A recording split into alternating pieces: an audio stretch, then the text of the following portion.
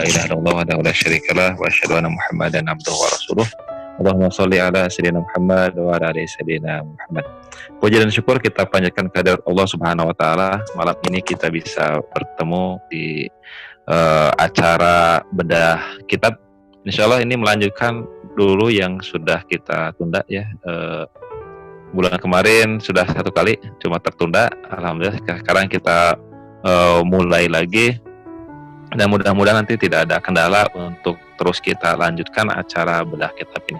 Bapak Ibu sekalian, terima kasih atas kehadirannya dan mohon maaf mungkin ada sebagian yang belum disapa karena memang keterbatasan. Saya mau nyoba pakai laptop ini cuma gagal terus. Kalau di handphone ini keterbatasan Bu, di layarnya cuma kelihatannya 4 orang doang gitu ya, jadi gak sempet untuk melihat yang lain-lain, susah gitu. Kalau di laptop bisa kelihatan banyak, jadi mohon maaf ada sedikit kendala karena kebetulan lagi berkunjung juga nih di rumah saudara. Biasanya kalau di rumah lancar gitu ya, ini ada sedikit kendala.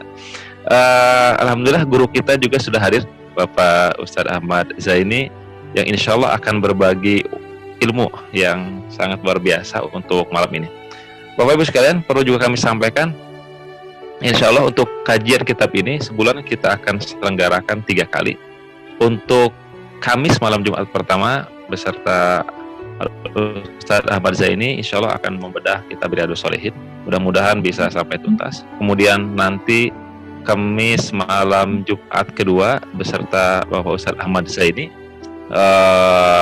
Ahmad Zaini, Ustaz Ahmad Muhaimin, insya Allah akan membedah kitab Fikih Islam yang akan kita melanjutkan dari yang dulu sudah kita mulai.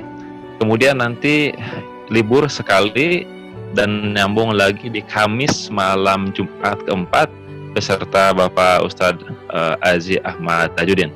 Jadi 3 Ustadz Ahmad yang akan menemani Bapak Ibu sekalian. Dan insya Allah juga akan ditemani saya sebagai moderator Ahmad juga. Mudah-mudahan 4 Ahmad ini akan membersamai Bapak Ibu sekalian. Kalau yang satu lagi bukan Ahmad ya Bu ya, Bapak Ahmad Febi gitu ya. Nanti saya sarankan pakai nama Ahmad di depannya biar jadi 5 gitu ya. Baik Ustaz, insya Allah malam ini kita seperti biasa Bu, acara ini kurang lebih 1 jam, atau kalau misalnya nanti ada pertanyaan yang terus berkembang maksimal 1,5 jam kita untuk acara ini. Tapi kalau misalnya 1 jam sudah cukup, maka kita akan cukupkan. Mudah-mudahan nanti bisa bersambung lagi. Dan setelah itu nanti untuk pemaparan materi kurang lebih 30 menit. Dan setelah itu nanti tanya jawab seperti biasa. Kami akan persilahkan Bapak Ibu sekalian untuk menggunakan fasilitas chatting, karena kalau misalnya nanti langsung khawatir biasanya banyak feedback, kurang nyaman nanti kita untuk mendengarnya, dan kadang-kadang pesan juga tidak terserap dengan baik kalau misalnya menggunakan langsung kita berbicara. Oleh karena itu kami mohon kepada Bapak Ibu sekalian untuk menggunakan fasilitas chatting yang ada di Zoom ini. Mudah-mudahan ini lebih efektif. Silahkan langsung aja Bu ya, kalau misalnya ada pertanyaan to the point, sehingga nanti mudah untuk disampaikan. Untuk berikutnya saya persilakan kepada guru kita semua, Bapak Ustadz Ahmad Zaini, untuk menyampaikan materinya. Mungkin juga seputar kitab Riyadhus Shalihin dulu secara umum, sehingga kita penting sekali untuk bisa mengupas materi yang ada di dalamnya. Dan setelah itu mangga kalau misalnya nanti lanjut juga dengan bab pertama. Silakan Ustadz. Bismillahirrahmanirrahim. Assalamualaikum warahmatullahi wabarakatuh. Waalaikumsalam warahmatullahi wabarakatuh. Alhamdulillahirabbil alamin alladzi khalaqana atwara wa khalaqa sab'a samawatin tibaqa wa ja'alal qamara fihinna nura wa ja'ala syamsa siraja. Asyhadu an la ilaha illallah wahdahu la syarika lahu wa asyhadu anna Muhammadan abduhu wa rasuluh. Allahumma salli wa sallim wa barik ala sayyidina wa maulana Muhammadin wa ala alihi wa sahbihi ajma'in, amma ba'du. Semoga seluruh yang hadir pada taklim online kita pada malam hari ini selalu dalam taufik hidayah Allah, semuanya dalam ridho rahmat Allah, sepanjang hidup kita sampai akhir hayat kita semua telah diwafatkan dalam husnul khatimah, Yang punya masalah selesai masalah-masalahnya. Yang punya hutang piutang Allah mudahkan melunasi hutang piutangnya. Di antara keluarga ada yang belum dapat jodoh, dimudahkan jodoh yang soleh maupun solehah. Yang sudah berumah tangga, bapak-bapaknya mudah-mudahan menambah sakinah, mawaddah, warahmah. Dan yang punya anak-anak keturunan mudah-mudahan menjadi soleh solehah. Amin. Amin. Alhamdulillah kita berkesempatan untuk mengaji bersama-sama, di mana hadis sahih Muslim Nabi bersabda, man salaka tariqan yaltamisu fi ilman sahalallahu lahu tariqahu ilal jannah. Tanda orang yang dimudahkan jalan ke surga itu adalah senang mencari ilmu. Mudah-mudahan bapak-bapak, ibu-ibu yang semangat mencari ilmu hatta online seperti sekarang ini menjadi calon ahlul jannahnya Allah Subhanahu wa taala. Amin ya rabbal alamin. Malam hari ini kajian kita adalah kitab Riyadhus Shalihin. Nah, ini kitabnya ya. Ini kitabnya yang asli bahasa Arab, kitab Riyadhus Shalihin, dan sudah ada terjemahannya. Banyak versi terjemahan, di antara yang paling baik yang saya lihat adalah terjemahan Salim Bahresh. Dulu 2 jilid, sekarang nggak tahu jadi berapa jilid ya. Atau terjemahan-terjemahan yang lain. Di mana Riyadhus Shalihin, Riyad artinya taman, As-Shalihin orang yang soleh. Kitab ini adalah karya Imam An-Nawawi. Imam An-Nawawi adalah salah satu dari 4 imam besar dalam mazhab Asy-Syafi'i. Dalam mazhab Syafi'i ada 4 imam besar. Imam Nawawi, Imam Rafi'i, Imam Romli, dan Imam Hajar Al-Haytami. Apabila dalam mazhab Syafi'i terjadi perbedaan pendapat, maka yang menjadi rujukan utama adalah Imam Nawawi. Nomor 1 Imam Nawawi. Baru kemudian nomor 2 Imam Rafi'i. Kemudian Ibnu Hajar Al-Haytami, baru kemudian Imam Romli. Jadi beliau meskipun alim besar tapi berafiliasi pada suatu mazhab. Sekedar tambahan bahwa ulama-ulama dulu mengikuti satu mazhab itu adalah sudah suatu tradisi ya, tidak anti mazhab. Misalnya Imam Bukhari, beliau pakar dalam bidang hadis, tapi secara fikih beliau Asy-Syafi'i, mengikuti mazhab Syafi'i. Imam Ghazali kajian-kajian tasawufnya dalam, tapi secara fikih Asy-Syafi'i, beliau mengikuti Imam Asy-Syafi'i. Seperti itu juga Abu Zakaria Muhyiddin, ini gelar beliau, Abu Zakaria Muhyiddin, yang menghidupkan agama, bin Yahya bin Syaraf An-Nawawi, yang dikenal Imam An-Nawawi. Beliau alim besar tapi berafiliasi pada Syafi'i. Nanti kita mengenal nama besar Syekh Abdul Qadir Jailani Al-Hambali. Beliau berafiliasi pada mazhab Hambali. Ibnu Rajab Al-Hambali. Kemudian nanti ada Ibnu Rus Al-Maliki. Jadi ulama-ulama berintisab atau berafiliasi pada suatu mazhab itu adalah hal yang sudah biasa ya.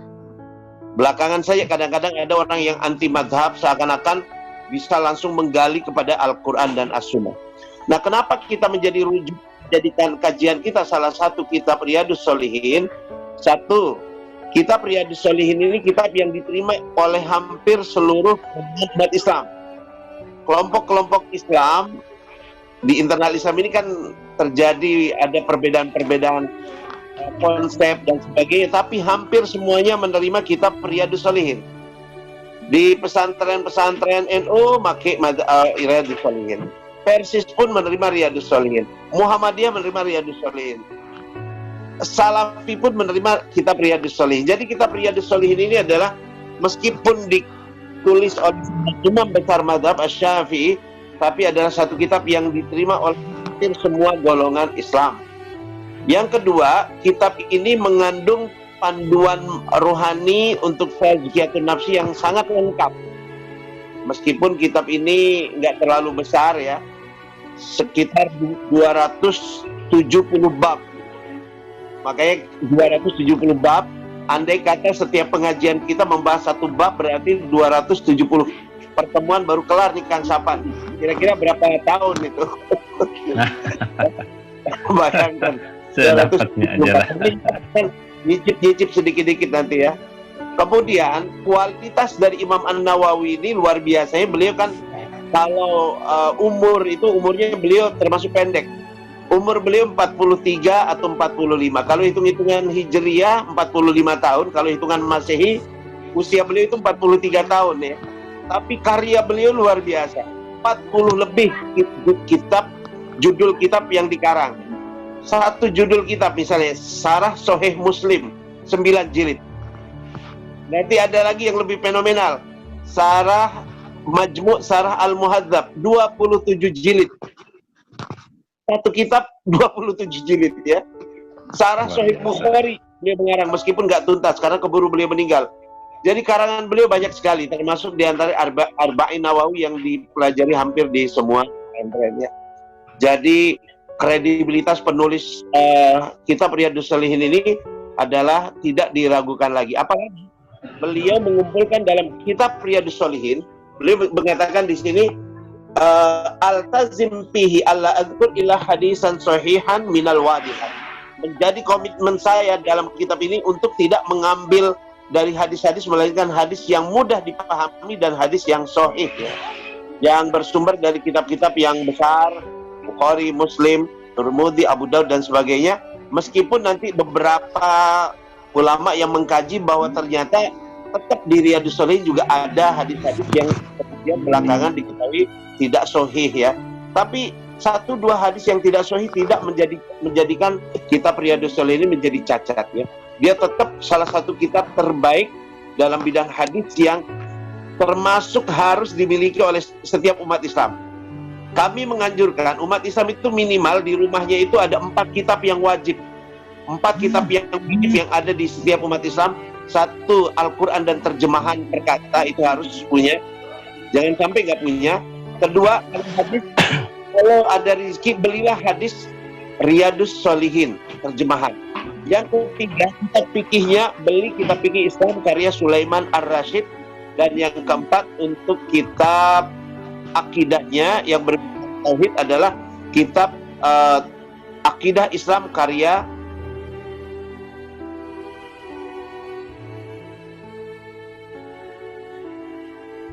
kitab itu. Baik, jamaah yang dimuliakan Allah, karena waktu kita terbatas, kita masuk ke bab pertama, di mana di bab pertama ini Imam An-Nawawi memberikan judul bab pertama Babul Ikhlas wa Ihmalin Niyah fi Jami'il A'mal wal Aqas, dan bab menata niat di dalam setiap beramal. Jadi kitab ini diawali dengan bab keikhlasan. Sebab memang amal-amal apapun yang tidak didasari keikhlasan, ya ini sia-sia ya. Salah satu dari ucapan terkenal Abu Hamid Al-Ghazali bahwa setiap manusia celaka kecuali yang beriman. Semua yang beriman celaka kecuali yang berilmu. Semua yang berilmu pun akan celaka. Illal amilun, kecuali yang beramal. Wa kullul amilin halaku, dan semua yang beramal pun celaka. Illal mukhlisun, kecuali yang ikhlas. Maka begitu penting kedudukan ikhlas ini, sehingga ini menjadi bab pertama dalam kitab Riyadhus Shalihin. Di antara ayat-ayat yang berkaitan dengan ikhlas, karena Imam Nawawi sebelum meletakkan hadis-hadis yang berkaitan dengan bab ini, terlebih dahulu selalu mendahulukan Al-Quran terlebih dahulu. Ayat-ayat Al-Quran, baru kemudian hadis-hadis yang berkaitan dengan tema-tema per bab.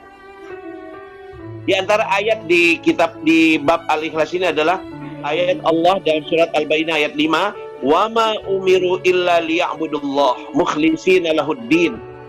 Dan tidaklah mereka diperintah kecuali agar mereka menyembah Allah dengan memurnikan ketaatan kepada Allah hunafa, sebagai orang-orang yang lurus dalam beragama.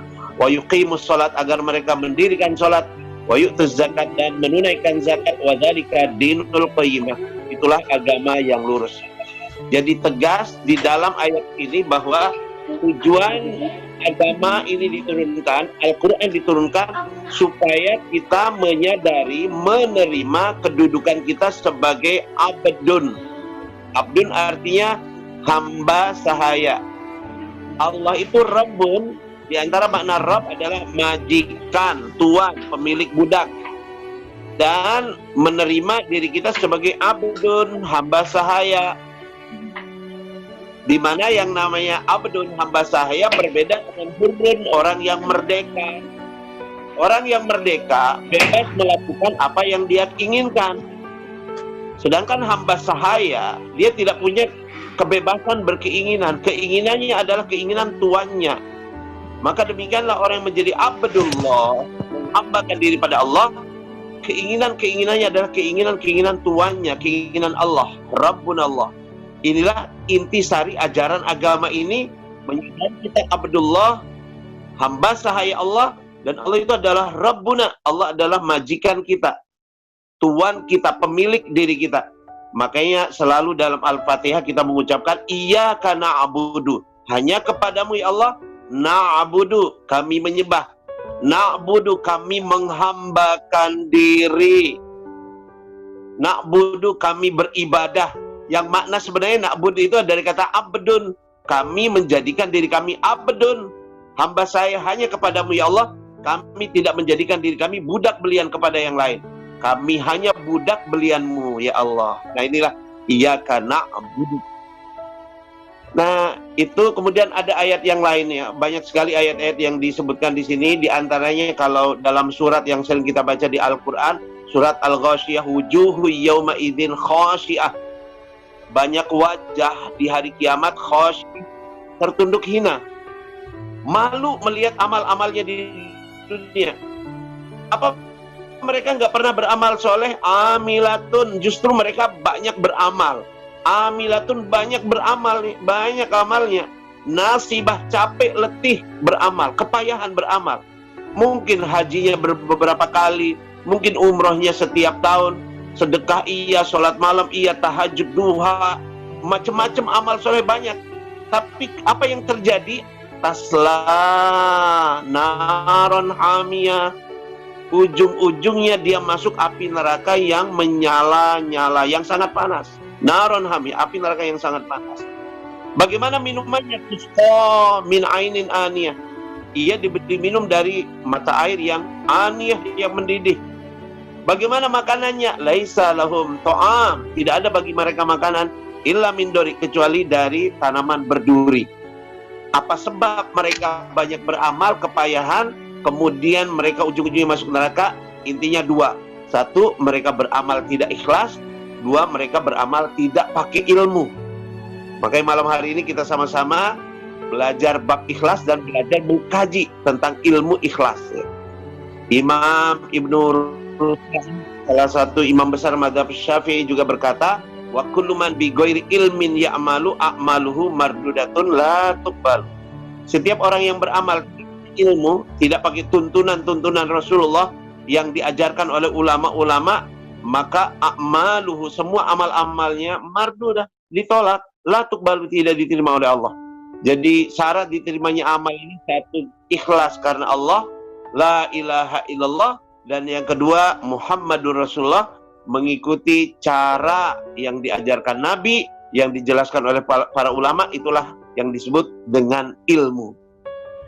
Nah ini yang ayat-ayatnya ada, ini banyak sekali, jadi kita ringkas karena tadi ya bab ini saya satu bab ikhlas panjang ya, sementara waktu kita terbatas. Baik, beberapa hadis yang kita akan kaji malam hari ini, hadis yang terkenal dari Amirul Mukminin. Hadis yang pertama di Riyadhus Shalihin, kita ambil berkahnya. Hadis dari Amirul Mukminin Abu Hafs Umar bin Khattab radhiyallahu anhu, di mana Umar radhiyallahu anhu berkata, sami'tu Rasulullah sallallahu alaihi wasallam yaqul, aku mendengar langsung Rasulullah bersabda. Kalau seorang sahabat sudah berkata aku mendengar langsung, berarti ini hadis yang sangat-sangat kuat. Apalagi nanti kalau jalur periwayatan setelahnya, ya, melalui tabi'in dan seterusnya, ini orang-orang terpercaya ini lebih kuat lagi ya. Karena kadang-kadang ada hadis itu berkata, nggak dengar langsung dari Rasulullah, cuma katanya. Dia tidak menjadi saksi telinga yang mendengarkan langsung dari Rasulullah. Adapun hadis ini, Umar bin Khattab, Amirul Mukminin, berkata, aku mendengar langsung Nabi bersabda. Apa kata Nabi? Innamal a'malu binniyat. Sesungguhnya seluruh amal itu tergantung dengan niatnya. Banyak banyak penafsiran ini ya. Maksudnya sah tidaknya amal itu tergantung niat. Maksudnya pahala dan dosa tergantung niat. Wa innama likulli imri'in ma nawa. Setiap orang akan sesuai dengan niatnya. Faman kanat hijratuhu ilallah wa rasulihi. Siapa yang ketika berhijrah niatnya mencari ridho Allah dan Rasulnya, maksudnya mengikuti jejak Rasulnya, fa hijratuhu ilallah wa rasulihi, maka dia mendapatkan pahala karena hijrah pada Allah mengikuti Rasulnya. Wa man kanat hijratuhu lidunya yusibuha. Tapi siapa yang dia hijrah ke Madinah waktu itu, konteksnya ini hijrah ke Madinah, meninggalkan rumahnya, kebunnya, sawahnya, usahanya, rumahnya ditinggal. Dia hijrah ke Madinah, tapi tujuannya dunia yusibuha, mencari dunia. Awi meraatin yang kihuha, atau karena menikahi seorang wanita, fa hijratuhu ila ma hajaru ilahi, maka dia mendapatkan sesuai dengan niat hijrahnya.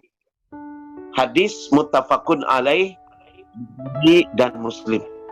Sababul wurud, sebab terucapkannya hadis ini, kalau Al-Quran sababun nuzul, kalau di hadis sababul wurud. Sababul wurud hadis ini, ada sahabat yang melaporkan kepada Nabi bahwa ada di antara sahabat yang hijrah dari Mekah ke Madinah 500 km kurang lebih ya, meninggalkan kekayaannya, dunia segala macam, itu semata-mata karena mau menikahi wanita. Jadi dulu ada di antara yang hijrah ke Madinah itu kata calonnya gitu, saya hanya mau nikah dengan kamu asal kamu ikut hijrah ke Madinah. Ya udah deh, saya mau hijrah. Tadinya dia nggak niat hijrah, tapi begitu ada syarat dari calonnya bahwa kalau hijrah ke Madinah baru saya mau nikah dengan kamu, maka dia hijrah ke Madinah. Sampailah cerita ini kepada Nabi, maka Nabi mengucapkan kata-kata yang menjadi hadis ini ya. Siapa yang berhijrah niatnya mencari dunia atau menikahi wanita, maka dia mendapatkan sesuai dengan niatnya.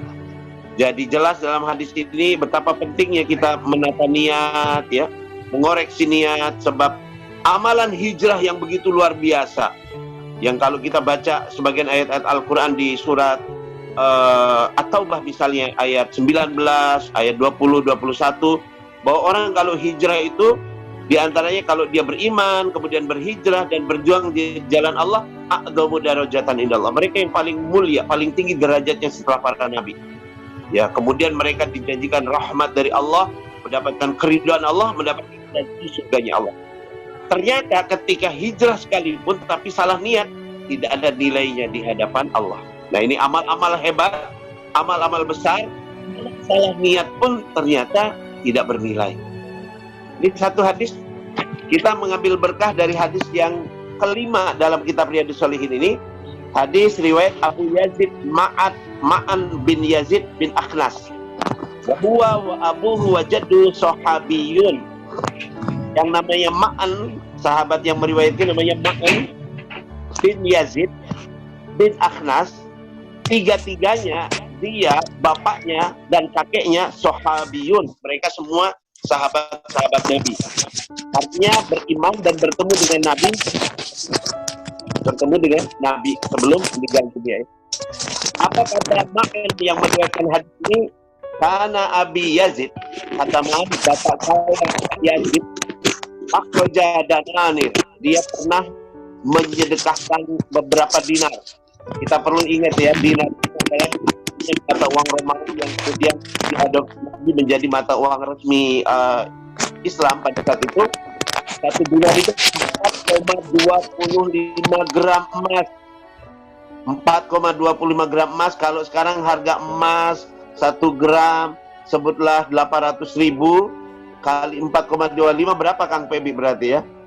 Sekitar hampir berapa Kang? 8 aja dulu. Luar biasa, lumayan lah ya. Dah, iya. Ini bukan 1 dinar. Dia sedekah. Nah, gimana cara sedekahnya? Sedekahnya itu dia taruh, Pak. Dia taruh di orang-orang di masjid, kan ada yang tidur. Malam-malam dia taruh. Jadi banyak sahabat-sahabat yang ingin menjaga niat itu sedekah diam-diam, Pak. Sedekah diam-diam, ada orang tidur di masjid, ditaruh di sampingnya. Nah, kebetulan kata Yazid, kata Ma'an, ketika bapaknya naruh duit beberapa dinar pada beberapa orang di masjid itu, fawadha'aha, bapak saya meletakkannya inda rajulin, di dekat seorang laki-laki fil masjid.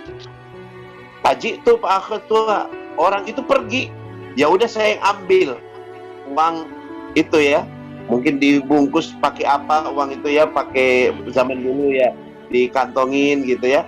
Maka Pak Akhtuha, saya ambil uang itu, Pak Ataituhu biha, lalu saya datang ke bapak ya, Pak, ini saya dapat sedekah tadi malam ya. Wah, kata bapaknya, wallah ma iya ka'aratu ya, saya nggak niat sedekah ke kamu, Ma'an, kata bapaknya Yazid. Saya nggak niat sedekah kamu. Tapi enggak, saya kan ini dapat, saya di masjid itu ya, ini terserah saya ini saya dapat, saya ambil ya. Saya udah menerima sedekah ini, ya udah, ya, saya nggak mau kembali. Nggak boleh ya. Ibaratnya ini bertengkarlah orang tua dengan anak. Pak Khosom ila Rasulullah, kata Ma'an, lalu saya laporkan kepada Rasulullah Sallallahu Alaihi Wasallam. Datang ini di antara adab sahabat-sahabat. Ketika ada perbedaan pendapat, bahagianya sahabat dulu, ketika ada perbedaan pendapat, datanglah mereka ke Nabi untuk menyelesaikan perbedaan. Ini yang hari ini kita nggak ada ya, perbedaan pendapat di antara umat Islam. Rasulullah tidak ada di sekitar kita, ya, ulama-ulama berbeda pendapat, akhirnya perbedaan menjadi perbedaan tetap ya. Nah, datang kepada Nabi, apa kata Nabi kepada sahabat Ma'an dan bapaknya Yazid? Laka ma nawaita ya Yazid. Wahai Yazid, Pak Yazid, kamu sudah sedekah beberapa dinar, kamu mendapatkan pahala sesuai dengan niatmu sedekah. Walaka ma akhadta ya Ma'an. Dan kamu Ma'an, kamu berhak mengambil uang yang sudah kamu ambil. Itu halal bagimu ya. Jadi syahid atau dalil yang bisa kita ambil dari hadis ini bahwa seorang yang berniat sedekah ternyata kemudian harta diambil itu oleh anaknya ya, yang dia tidak niat untuk memberikan anaknya, itu tetap mendapatkan pahala sempurna sedekah. Jadi ibu-ibu ini ada yang sedekah nih, niatnya mau sedekah kepada orang yang dianggap miskin, ternyata dia itu penipu misalnya, mendapatkan pahala yang sempurna. Meskipun kalau kita udah lihat nih tanda-tanda gelagat-gelagat nih kayak penipu, maka kita harus lebih hati-hati. Kita harus ikhtiar betul-betul agar sedekah kita, zakat kita sampai kepada yang benar-benar berhak ya. Tapi kalau kita nggak punya lagi data-data untuk mengetahui ini ya, kita bismillah sedekah, niatnya ikhlas untuk kepada seseorang yang kita anggap berhak menerima, ternyata dia bukan orang yang berhak, tetap pahala sempurna kita dapatkan. Ini hadisnya rawahul Bukhari, riwayat. Hadis yang ketiga, dari An Abi Bakrah Nufai bin Haris As-Saqafi, dari sahabat yang bernama Abu Bakrah, nama aslinya Nufai bin Haris As-Saqafi, anna Nabi sallallahu alaihi wasallam qala, Nabi sallallahu alaihi wasallam bersabda, izal taqal muslimani bi sayfayhima, apabila ada dua muslim bertemu satu dengan yang lain dengan pedang terhunus pada keduanya, fal qatil wal maqtul fitnah. Lalu dua muslim ini berperang, bertempur dengan senjata masing-masing, maka dua-duanya, baik yang membunuh maupun yang dibunuh, finnar, kata Nabi, dua-duanya masuk neraka. Qultu, maka saya heran, kata sahabat Abu Bakrah. Qultu, aku bertanya, ya Rasulullah, hadal qatil, ma balul maqtul. Wahai Rasulullah, kalau yang membunuh ini masuk neraka, kami paham, kami mengerti, karena dia telah membunuh saudara muslimnya. Famahbalul maktul, tapi kok yang dibunuh ini masuk neraka juga ya Rasul? Apa sebabnya ini dia masuk neraka ya? Dia dibunuh, dizolimi, kok masuk neraka juga? Apa jawab Nabi? Innahu kana harisan ala qatli sahibihi. Karena dia pun punya niat untuk membunuh saudaranya. Cuma keduluan dibacok oleh saudaranya, maka mati duluan. Tapi niatnya untuk membunuh saudaranya telah ditulis oleh Allah sebagai niat jahat, maka dia pun meskipun yang terbunuh finnar, ditetapkan Nabi dia masuk neraka. Nah, ini hadis ini juga menjadi dalil bagi kita bahwa haram sama muslim itu bertengkar, apalagi saling membunuh. Ya, nggak boleh umat Islam sesama muslim itu berperang menumpahkan darah sesama muslim, haram hukumnya. Yang membunuh maupun yang dibunuh sama-sama neraka ya. Hadis muttafaqun alaih, sepakat Bukhari Muslim. Kita perlu tahu kalau satu hadis itu sudah muttafaq alaih, disepakati Bukhari Muslim, berarti itu hadis tertinggi. Baru nanti rawahul Bukhari Muslim, di bawahnya riwayat Bukhari dan Muslim.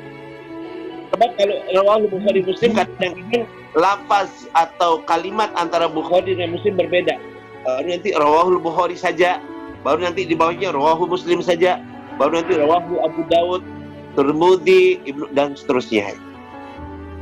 Jadi kita bisa mengambil pelajaran di sini, niat salah meskipun tidak jadi dikerjakan seperti niat sahabat ini, niat seseorang ini yang ingin membunuh saudaranya tidak tercapai, dia yang terbunuh duluan, tetap niat jahat ini telah ditulis di sisi Allah sehingga dia pun masuk neraka.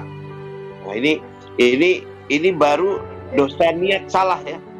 Nah, begitu juga niat yang benar. Dalam hadis riwayat Tirmidzi, siapa yang tidur dan dia berniat ketika akan tidur bahwa dia akan bangun malam. Ya Allah, saya mau tidur nih, mau bangun malam 3:30 ya Allah, mudah-mudahan bangun 3:30 dan 3 ya Allah. Dia niat, tapi ghalabahun naum, kemudian dia bablas tidurnya, atau bangun subuh kelewat tahajudnya, maka dia mendapatkan pahala sesuai dengan niatnya. Kalau dia berniat malam itu mau tahajud 20 rakaat, dia dapat pahala 20 rakaat. Kalau niatnya mau sholat 11 rakaat, dapat pahala 11 rakaat. Asal niatnya sungguh-sungguh. Jangan sampai niatnya modus, ya Allah mau bangun tahajud jam 3:30, tapi kalau bisa ditidurin bablas sampai subuh. Berarti nggak serius niatnya. Jadi niat yang sungguh-sungguh ternyata nggak bisa dikerjakan, itu dapat pahala niat sempurna pahalanya ya. Nah baik, maka dalam hadis yang lain ini dikuatkan bahwasanya innallaha katabal hasanat wassayiat. Allah itu sudah menetapkan ini yang namanya kebaikan, ini yang namanya keburukan. Man hamma bihasanatin, siapa yang berniat mengerjakan satu kebaikan, falam ya'malha, tidak jadi dikerjakan, baru niat saja, maka Allah tulis baginya hasanah kamilah, satu pahala kebaikan sempurna. Wa in hamma biha fa'amilaha, lalu kalau dia berniat mengerjakan kebaikan dan berhasil dia kerjakan kebaikan itu, maka pahalanya asru hasanat, 10 kebaikan sampai sab'umi adhifin, sampai 700 kali lipat, sampai lebih bahkan dari itu. Jadi pahala satu kebaikan ini berlipat-lipat ganda apabila jadi dikerjakan ya. Sehingga kita ini berpeluang masuk surga lebih besar harusnya. Kenapa? Karena pahala mengerjakan kebaikan minimal 10 kali lipat sampai 700 kali lipat, sampai bahkan lebih dari itu.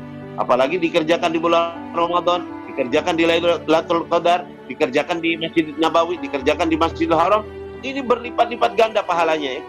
Sedangkan kita melakukan perbuatan dosa, satu perbuatan dosa itu baru ditulis satu dosa saja. Kalau nggak jadi dikerjakan, ya nggak jadi dosa ya.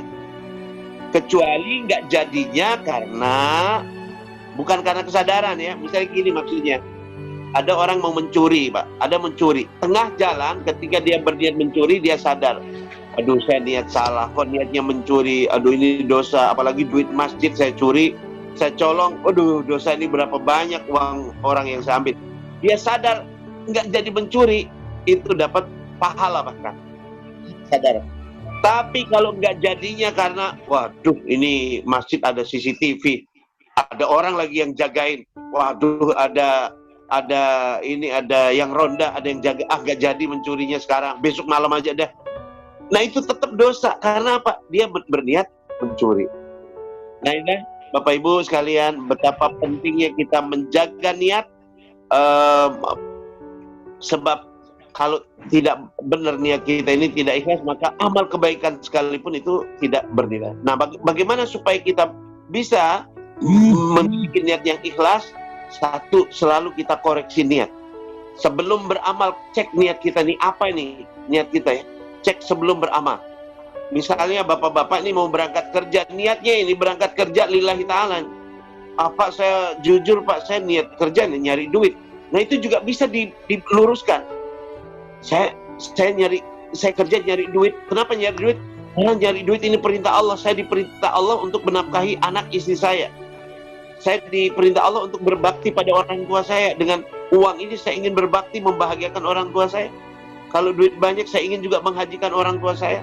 Saya ingin ngirim orang tua saya. Itu juga termasuk niat yang baik ya. Jadi termasuk niat-niat yang baik ya. Jadi selalu niat ini dikoreksi sebelum beramal. Ketika beramal dicek lagi niatnya, kita kerjakan karena siapa ini ya? Karena kita ingin mencari ridho Allah atau sekedar untuk memuaskan nafsu kita. Setelah beramal pun cek lagi. Kalau ternyata amalan kita ini salah niat tadi, kita istighfar. Karena masih bisa diperbaiki meskipun kita sudah selesai beramal. Kita sudah selesai beramal, salah niat kita, kemudian kita tobat kepada Allah, insya Allah Allah mengembalikan lagi itu amalan kita yang salah niat itu ya. Jadi jangan kita pernah ninggalkan amalan satu kebaikan karena takut salah niat. Jangan, kerjakan meskipun salah niat, nanti dihantam dengan istighfar, sampai Allah memudahkan kita untuk ikhlas. Yang kedua, bagaimana supaya kita ikhlas? Intinya ikhlas adalah memahami makna kalimat alhamdulillah. Alhamdulillah, segala puji bagi Allah. Bahwa kita ini beramal, melakukan apapun, jangan orientasinya mencari pujian, mencari penghargaan, pengakuan, supaya dilihat baik oleh orang, supaya dilihat benar oleh orang, supaya dilihat soleh oleh orang, supaya dipuji oleh orang. Ini niat yang salah. Kalaupun ada terbetik di hati kita niat seperti itu, sadari lagi, alhamdulillah, segala puji bagi Allah. Maksudnya apa, Pak? Maksudnya adalah ketika kita melihat dalam diri kita ada hal-hal yang baik, itu sadari semua ini dari Allah, Allah yang nitipin.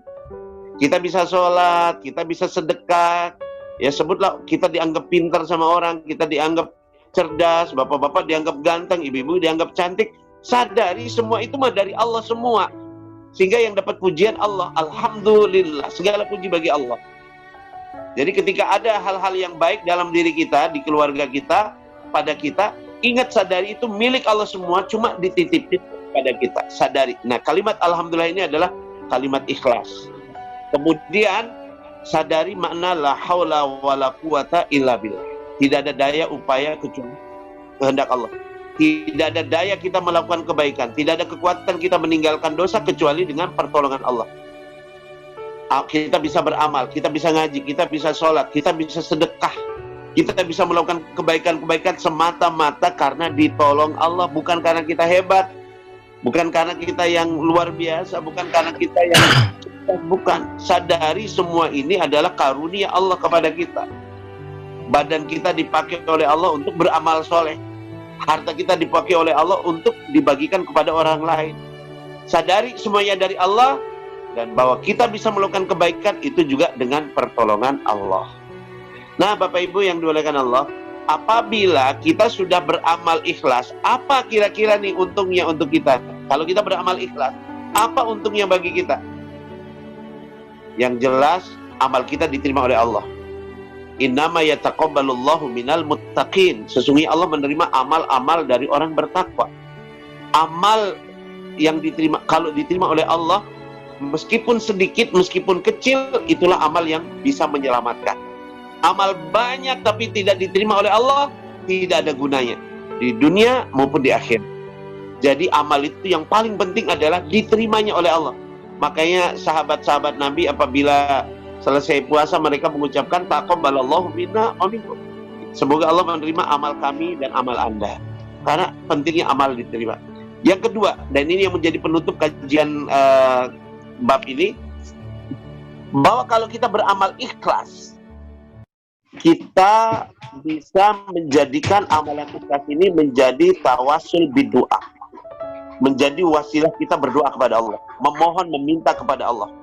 Ketika kita punya hajat-hajat atau punya masalah-masalah yang ingin diselesaikan, pakailah amalan kita untuk berdoa kepada Allah. Tawassul bil amali sholeh. Disepakati ulama, bolehnya kita bertawasul dengan amal soleh. Kalau terjemahan sederhana saya adalah pelimpahan amal. Ini di hadis yang ke-12, hadis terakhir di babul ikhlas ini, hadis terakhir begini nih, ringkasannya karena panjang hadisnya. Ini hadis juga diriwayatkan oleh Umar bin Khattab muttafaq alaih, Bukhari Muslim. Nabi bercerita kepada sahabat, ada tiga orang yang melakukan satu perjalanan safar. Lalu ketika tiga orang ini berjalan, tiba-tiba hujan deras. Nah, ketika hujan deras, masuklah mereka ke salah satu gua yang ada di satu perbukitan. Ketika masuk gua, tiba-tiba ada batu yang menggelinding dan persis menutup pintu gua. Batu besar menggelinding menutup pintu gua. Lalu bertiga ini Pak berusaha mendorong batu ini. Ternyata batu besar ini sangat berat sekali ya, sehingga tidak berhasil. Mereka coba berkali-kali untuk keluar, nggak bisa berhasil. Akhirnya tiga orang ini sudah putus asa, nggak punya kekuatan fisik lagi. Maka mereka mulai menggunakan doa untuk menyingkirkan masalah mereka, menyelesaikan masalah. Kalau Bapak Ibu nanti punya masalah, ini menggunakan cara ini, mudah-mudahan tercapai apa yang menjadi hajatnya ya. Ini penting sekali untuk disimak ya, bagaimana menggunakan amalan-amalan soleh kita yang ikhlas untuk menyelesaikan masalah kita atau mendapatkan apa yang menjadinya. Maka yang pertama berdoa, singkatnya nanti berdoanya gini. Ya Allah, dulu ada orang yang saya hampir berzina dengan dia. Tiba-tiba ketika saya hampir berzina dengan dia, ya Allah, dia berkata, ittaqillah, takutlah pada Allah, ini dosa besar. Maka seketika itu saya ketakutan, saya gemetar, sehingga saya tidak jadi berzina ya Allah. Ya Rabb, jika engkau ridha dengan perbuatanku meninggalkan maksiat zina itu ya Allah, keluarkanlah kami dari gua ini ya Allah. Maka pintu gua bergeser sedikit, tapi mereka nggak bisa keluar. Lalu yang kedua berdoa, ya Allah, saya ini punya orang tua ya Allah. Orang tua saya ini udah pada tua-tua, dan saya nggak mau makan, nggak mau minum. Anak saya, istri saya, anak-anak saya nggak boleh ada yang makan minum sebelum orang tua kami makan dan minum dulu. Sampai pernah satu malam ya Allah, orang tua saya ini belum makan, sudah sampai malam ketiduran. Kami nunggu, nggak ada yang makan. Anak-anak lapar, istri saya lapar, saya lapar. Ketika orang tua saya bangun malam, baru saya kasih makan. Selesai makan orang tua saya, baru kami makan semua. Kelaparan kami. Ya Rabb, jika engkau ridha dengan amalanku ini memuliakan orang tuaku, maka keluarkanlah kami dari gua ini. Bergeser batu yang menutupi pintu gua, tapi mereka tetap belum bisa keluar. Akhirnya yang ketiga berdoa, ya Rabb, saya dulu pernah punya karyawan-karyawan ya Allah. Salah satu karyawan saya itu ya Allah dulu nggak sempat ngambil gaji, dia pergi. Lalu gajinya itu ya Allah, saya gajinya itu saya olah, saya investasikan, saya perbanyak, saya beliin kambing. Kemudian kambing berkembang biak menjadi sapi, menjadi unta yang banyak. Setelah beberapa tahun dia datang dan meminta upah. Ya, Fulan, dulu saya kerja belum sempat ambil gaji. Mana upah saya? Saya katakan kepada dia, ya Allah, Fulan, itu semua sapi, unta, kambing, domba yang ada di lembah itu semua punya kamu. Dia nanya, jangan gitu atuh, jangan ngeledek, masa itu punya saya ya? Nggak percaya ini orang, enggak, itu punya kamu semua. Gajimu saya sudah kembangkan sampai jadi kayak gitu. Lalu orang ini pergi ya Allah, kata dia pergi dan mengambil semua hewan-hewan ternaknya tanpa satu pun disisain untuk saya. Ya Rabb, jika engkau ridha dengan perbuatanku ini ya Allah, keluarkanlah kami dari gua ini. Maka pintu gua itu bergeser hingga kemudian ketiganya keluar. Bapak Ibu yang dimuliakan Allah, ini hadis riwayat Bukhari Muslim. Lakukanlah amal seperti ini. Lakukanlah, namanya tawassul bil amali sholih atau pelimpahan amal. Bapak Ibu nih, anak lagi ulangan, anak lagi ujian, anak lagi mencari kerja. Bapak Ibu boleh puasa. Ya Rabb, saya puasa 3 hari ini, ya Allah. Mudah-mudahan ya Allah, jika engkau ridha dengan puasa kami ini ya Allah, tolong ya Allah, mudahkan anak saya untuk lulus ujian. Bapak Ibu sedekah. Lalu berdoa, ya Allah, jika engkau ridha dengan sedekahku hari ini ya Allah, mudahkanlah suamiku untuk dapat pekerjaan.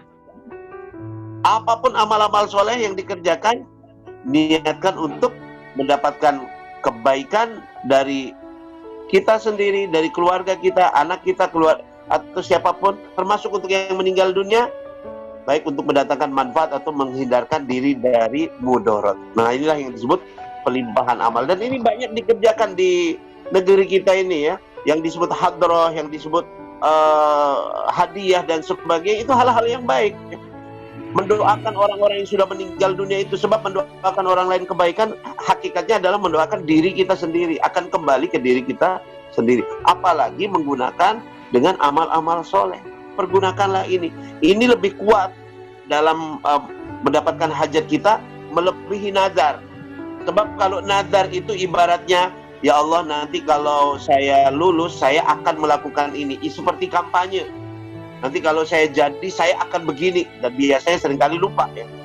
Sedangkan orang yang tawasul dengan amal soleh, dia lakukan dulu pekerjaannya, baru kemudian dia niatkan. Nah, lakukanlah ini Bapak Ibu, karena amal soleh ini manfaatnya bukan hanya di akhirat, tapi juga bisa untuk menyelesaikan masalah-masalah kita di dunia. Wallahu a'lam bishawab. Itu dulu kan, Safan, prolognya. Oke, siap Ustaz. Materi yang sangat menarik. Baik, Bapak Ibu sekalian, kami persilakan jika ada yang mau disampaikan pertanyaan, sekali lagi mohon ditulis di fasilitas setting yang sudah tersedia. Sambil menunggu, ingin saya sampaikan juga ada beberapa informasi dari IGBC. Bapak Ibu sekalian yang mungkin belum gabung dalam taklim mudah menerjemah Al-Quran, insya Allah kami untuk Bapak-Bapak masih membuka kesempatan untuk bisa gabung di taklim mudah menerjemah Al-Quran, waktunya Selasa malam Rabu jam 20. Kemudian untuk ibu-ibu hari Rabu sore jam 16. Silahkan kalau misalnya ada yang mau gabung bersama kami dalam taklim mudah menerjemah Al-Quran. Baik Ustadz, ada hal yang menarik tadi di akhir itu. Ketika ada 3 orang yang dia bertawasul dengan amalnya kepada Allah Subhanahu wa Ta'ala untuk menyelesaikan masalah yang sedang mereka hadapi. Ketika misalnya seorang itu bertawasul dengan amalnya yang baik dulu, apakah ini nanti mengurangi pahala atau kadar pahala Ustaz nanti di akhirat? Toh sebagian sudah dikasih nih gitu ya kebaikannya di dunia ini, sudah dicicil gitu. Gimana Ustaz? Ya, hakikatnya tawasul bil amali soleh sebenarnya memohon dengan rahmatnya Allah, memohon karunia-Nya Allah. Sebetulnya yang dimohon itu bukan dengan amalnya, cuma yang dimohon, ya Allah, jika ada ridho-Mu ya Allah di amal saya, maka tolonglah saya, tolonglah masa. Jadi memintanya melalui dengan tawasul amal itu minta ridhonya Allah, minta pertolongan Allah. Yang diminta tetap sebetulnya adalah Allah. Ya Allah, jika Engkau ridho dengan amal, maka tolonglah. Bukan karena hatta amal itu amal yang sedikit. Kalau Allah berkenan, kita mohon perkenannya Allah itu. Dan Allah itu kan ridho dengan amal kita yang sedikit. Ya, Allah sudah memberi banyak, dan Allah hanya meminta kita yang sedikit. Allah ridho dengan itu.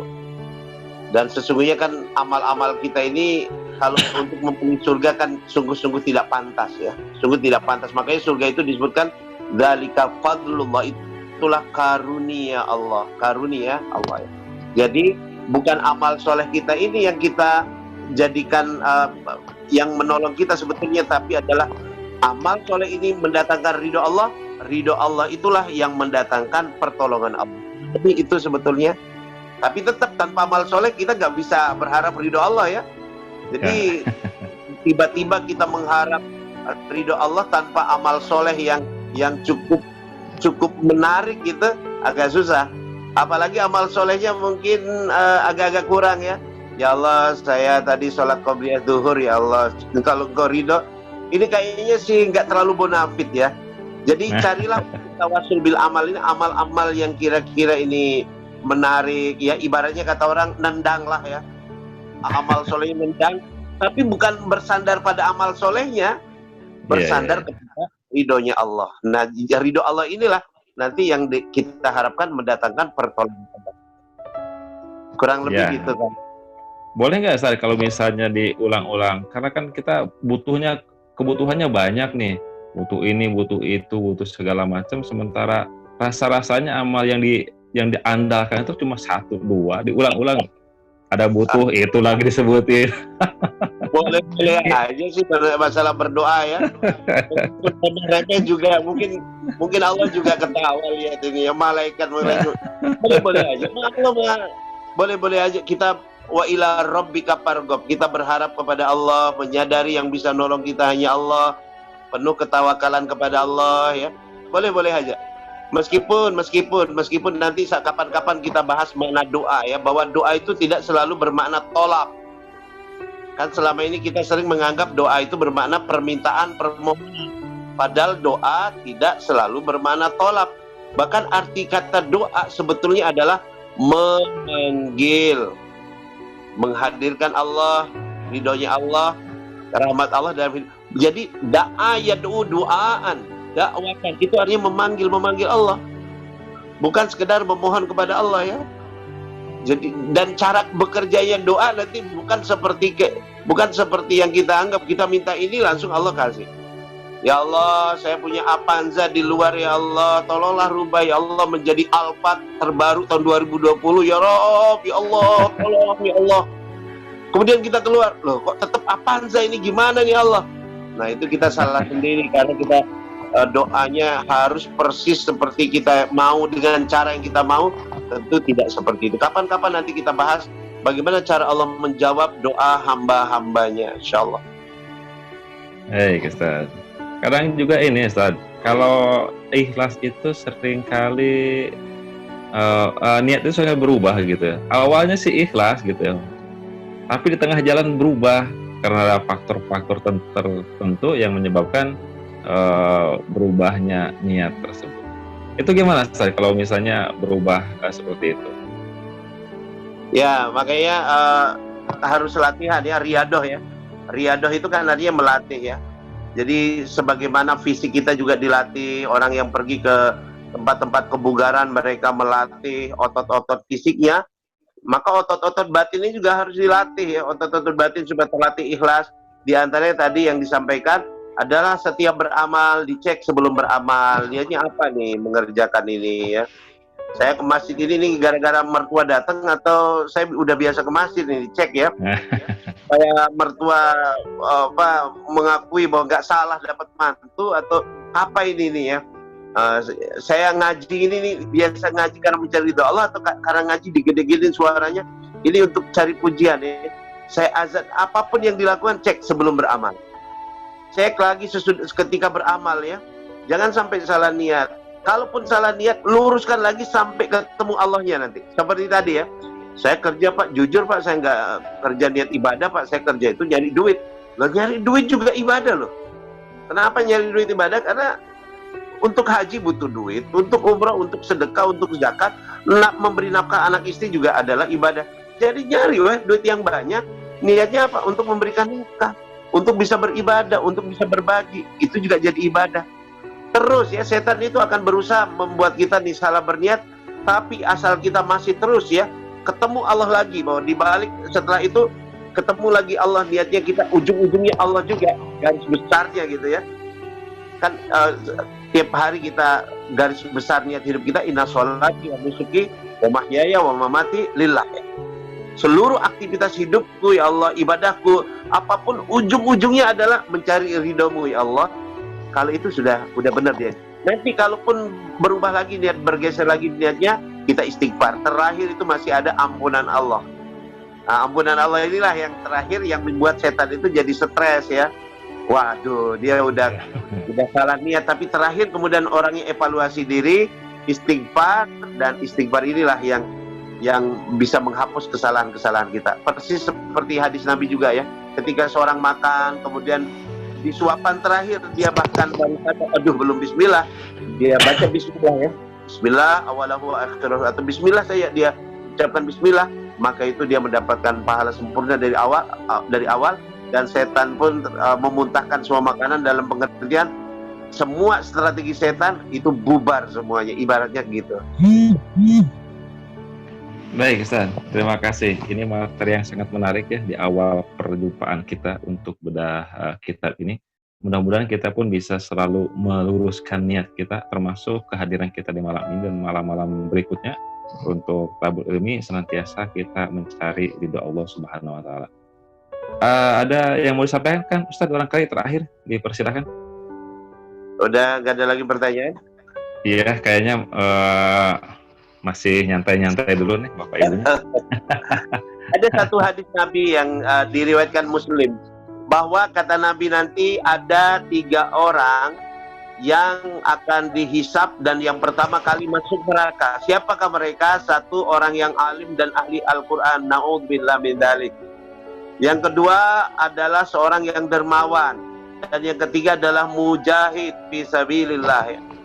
Maka ketika ditanya mujahid, wahai fulan, apa yang kamu kerjakan dengan nikmat-nikmatku? Maka dia berkata, ya Allah, saya berjuang untuk membela agamamu, karenamu, untukmu. Kata Allah, kadzabta, bohong kamu. Kamu berjuang bukan karenaku, bukan untukku, tapi kamu berjuang supaya kamu disebut jari, supaya kamu disebut orang pemberani, supaya kamu disebut pahlawan, dan kamu sudah dikuburkan di taman makam pahlawan. Sana nyari pahala sama orang-orang yang kamu bela ya, supaya orang-orang yang kamu cari nama dari pujian dari dia ya, lalu diseret dia ke neraka. Mujahid fisabilillah diseret ke neraka.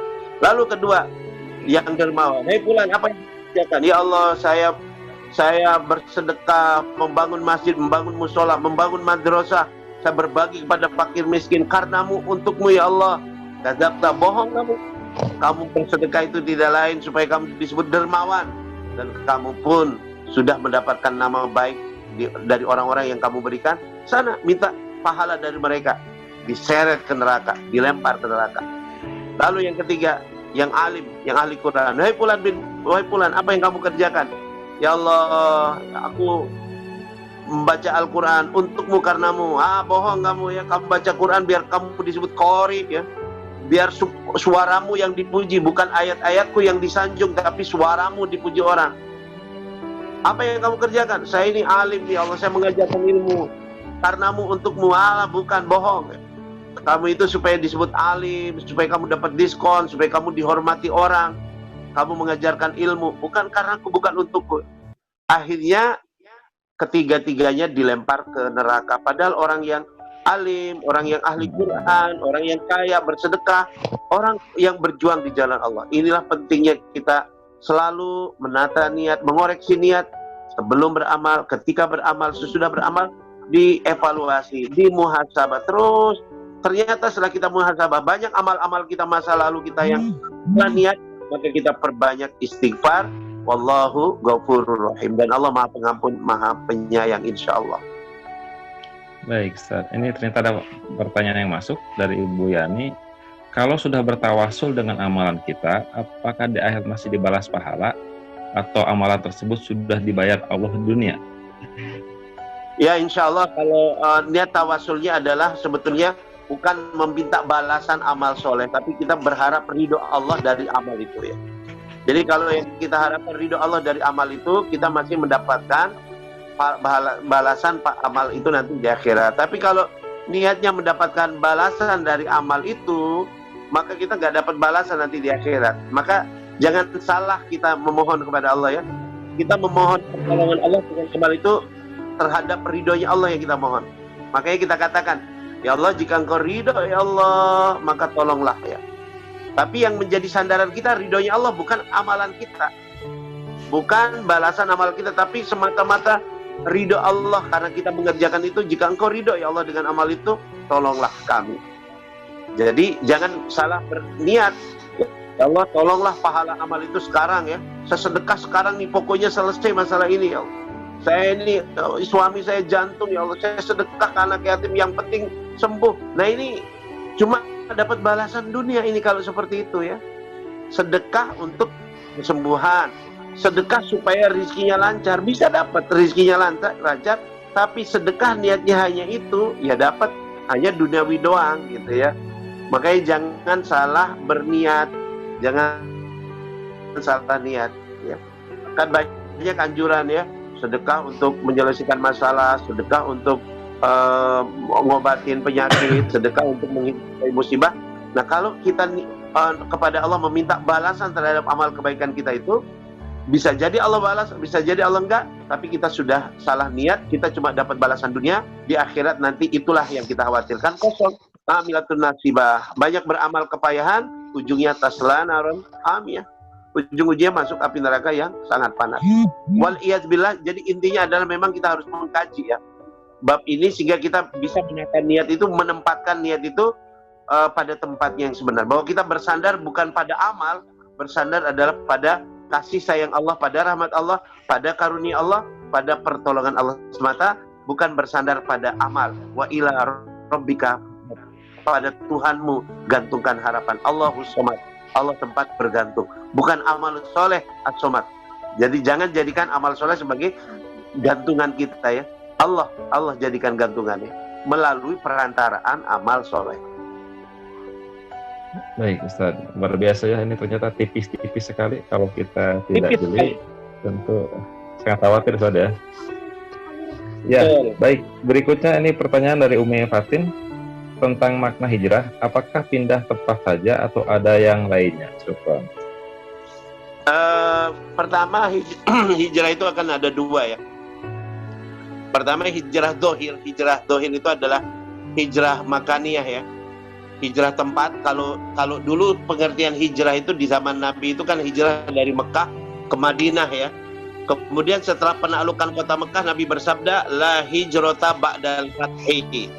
Tidak ada lagi hijrah setelah penaklukan kota Mekah, karena Mekah sudah menjadi Darul Islam, menjadi bagian dari negeri Islam. Jadi nggak perlu lagi hijrah ke Madinah ya.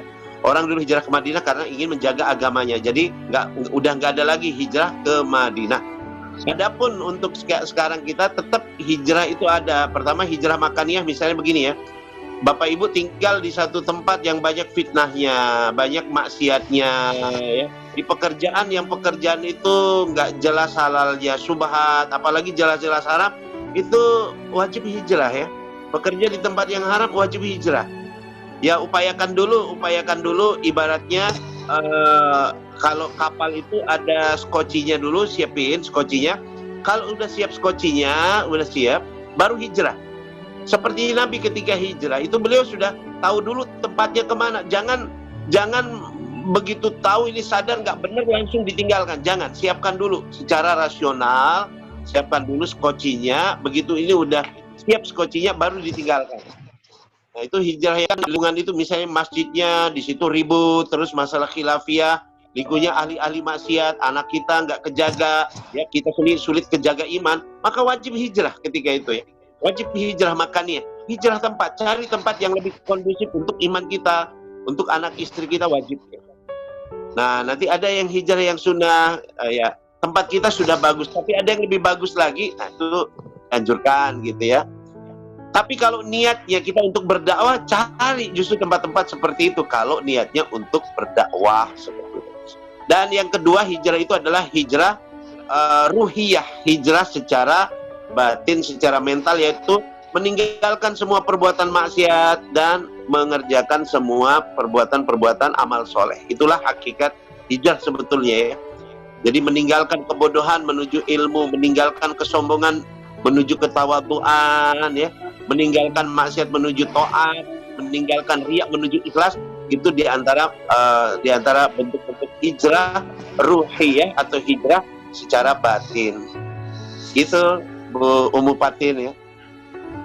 Ya, baik, terima kasih Ustaz. Berikutnya dari Ibu Fitri. Maaf Pak Ustaz, kalau misalnya ada yang pinjam uang, lalu di hati kita niatkan sedekah, apa boleh? Tapi tidak disebutkan ke orangnya. Jadi kalau beliau gak bayar pun sudah niat awalnya adalah sedekah. Ya. Boleh, masalah boleh ya, baik bahkan ya. Meskipun kita juga mengharap dia balikin juga boleh aja ya.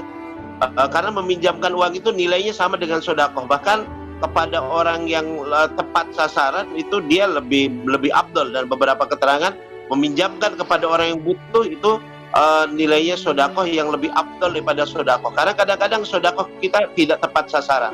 Tapi kalau orang minjem itu berarti dia sangat butuh. Apalagi kita kenal, kita percaya orangnya, maka selama uang itu dia pinjam, itulah nilai sedekah kita ya. Dalam Al-Quran dikatakan kalau orang itu tidak mampu sampai waktu tempo yang kita sepakati untuk mengembalikan uang yang dipinjam, banadiratun ila maisarah, maka berikanlah tangguh sampai waktu yang dia mampu ya. Kalau wa antasaddaqu khairul lakum, dan menyedekahkan, memutihkan pinjaman itu lebih baik. Meskipun secara manusiawi seharusnya kita mendidik orang juga untuk belajar tepat janji. Makanya Al-Quran mengajarkan kita, kalau perjanjian utang piutang hendaklah faktubuh, ditulis. Hendaklah secara tertulis, minimal di HP itu menjadi bukti tertulis. Bagusnya nanti ada saksi pihak ketiga yang netral. Bagusnya ada pihak ketiga, supaya apa? Supaya orang tidak belajar biasanya judulnya minjem tapi nggak balik. Karena ini masalah uang, ini masalah sensitif. Masalah utang piutang seringkali membuat orang terhambat di pintu surga, nggak jadi masuk surga. Kenapa? Harus diselesaikan dulu masalah utang piutang. Jadi jangan terlalu memperturutkan niat baik kita sedekah tapi merusak orang lain. Merusak orang lain karena orang lain memanfaatkan kebaikan ibu misalnya untuk kemudian minjem, nanti minjem lagi. Jangan, didik orang lain juga untuk dia bertanggung jawab dan menepati janji-janjinya. Kalau itu niat kita juga menjadi niat yang baik. Jadi niat dalam hal ini niat kita juga jadi baik. Hati-hati loh ya. Bapak Ibu nonton acara di TV, ada koruptor ketangkap, kemudian kita rasain kapok sia misalnya, itu juga kita berdosa ya. Kita berdosa. Karena apa? Kita senang melihat orang yang jahat mendapatkan kejahatan, itu adalah satu hal yang salah ya.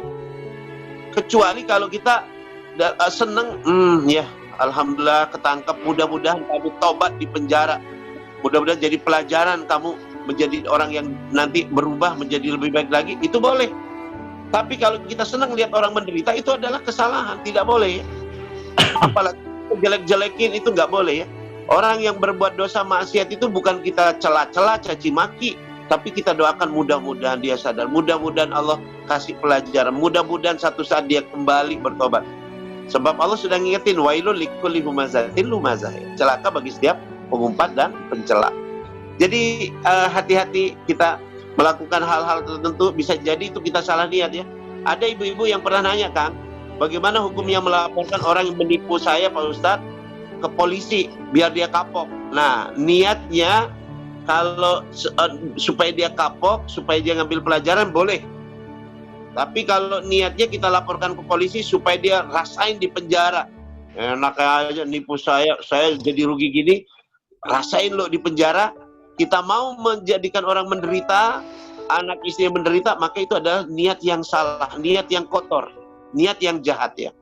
Maka berniatlah yang baik, bahkan ketika kita mau menyelesaikan untuk mengurus penipuan, kejahatan orang lain, niatnya mudah-mudahan ini menjadi jalan dia bertobat, mudah-mudahan dengan ini dia berubah, mudah-mudahan dengan ini dia kapok, dia kemudian menjadi lebih baik lagi. Itu diantaranya, ya kan? Baik, Ustaz. Iya, Ustaz. Ini masih nyambung, ada lagi pertanyaan dari Ibu Eka. Menyambung dari Bu Fitri, kalau untuk melepaskan hutang piutangnya itu melalui perantaraan orang tuanya untuk ijab qabul, karena orang yang berhutangnya susah dihubungi, bahkan seperti tidak mau ketemu, bagaimana ya Pak Ustadz? Iya, baiknya kalau kita mau menyedekahkan utang itu, memang disampaikan kepada orangnya bahwa utang itu sudah saya putihkan, udah nggak usah dipikirkan lagi, supaya orangnya tenang dan supaya kita nggak bisa mencabut lagi niat kita ya. Karena kalau kita nggak ucapkan nih niat doang nih, saya udahlah niatin disedekahin ya. Satu saat kita lagi butuh nih, dia datang mau bayar utangnya, karena kita nggak pernah ucapkan apa-apa, akhirnya kita terima lagi ya. Seperti itu yang tapi dengan kita ucapkan, kita udah nggak berharap lagi pada dia andai kata ngembaliin, kita udah nggak berharap, nggak apa, ya udah selesai masalahnya. Meskipun kalau dia maksa balikin lagi, enggak, itu boleh-boleh aja kita terima lagi ya. Ya boleh-boleh aja kita terima. Jadi baiknya memang disampaikan langsung kepada orangnya. Kalau nggak bisa langsung, lewat perantara orang tuanya atau orang lain, atau HP kalau sekarang itu boleh, bahwa utang yang kemarin ya udah nggak usah dipikirin lagi, terutama kepada orang yang tepat. Tapi kalau orang itu ini modus ngutang dia nggak bayar, maka ini orang-orang yang harus diberikan pelajaran ya, supaya dia jangan mendolimi orang lain. Dikasih pelajaran ya, gimana diantaranya tetap utang itu jangan disedekahin. Kenapa? Supaya jangan ada orang lain jadi korban. Nah, niat kita juga seperti itu ya, niat kita. Hati-hati kebaikan kita bisa menjadikan orang itu kemudian nanti dipakai untuk kemudian berbuat jahat kepada orang lain. Kita udah nggak mendidik dengan benar ya. Baik Ustaz, terima kasih atas jawabannya yang luar biasa. Baik Bapak Ibu sekalian, sudah tidak ada lagi pertanyaan yang masuk dan waktu kita juga sudah mencukupi. Dari tadi kita mulai sekitar jam 8. Alhamdulillah kita sudah mendapatkan banyak ilmu yang luar biasa, dan saya kira tadi ini sangat tepat di awal pertemuan kita untuk kita selalu meluruskan niat, mengevaluasi hati kita sehingga amal kita, termasuk duduknya kita, hadirnya kita di bedah kitab ini, mendapatkan tambahan pahala yang berlimpah. Jazakallah khairan kepada Ustaz Ahmad Zaini yang sudah menyampaikan materinya. Insya Allah bulan depan Ustaz ya, di awal bulan kita lanjutkan lagi untuk kajian kitab Riyadhus Shalihin. Ya. Ya, dan minggu depan Ibu sekalian insya Allah Bapak Ustadz Ahmad Muhaimin pun sudah oke. Mudah-mudahan tidak ada halangan kita untuk melanjutkan kajian fikihnya dari fikih Islam. Kami juga sampaikan jazakumullah khairan jazak kepada Bapak Ibu sekalian yang sudah berpartisipasi hadir di acara kita malam ini. Mudah-mudahan Allah Subhanahu wa Ta'ala senantiasa membukakan hati kita untuk mendapatkan ilmu yang bermanfaat di dunia wal akhirah. Terima kasih. Assalamualaikum warahmatullahi wabarakatuh.